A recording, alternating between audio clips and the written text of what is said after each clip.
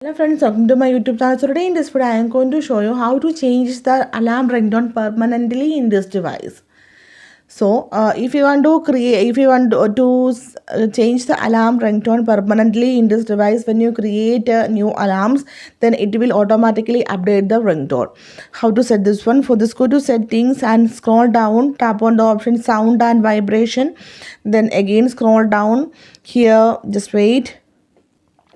So here you can see default alarm sound. If you tap on this one, and from here you can easily select the alarm ringtone. So here I am going to select this one. So this one, tap on OK. So when you create a new alarm, this alarm ringtone will automatically update to that ringtone, this ringtone.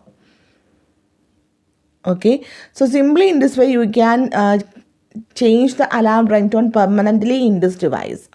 So hope you guys enjoyed this video. Thank you for watching. Thank you. Bye bye.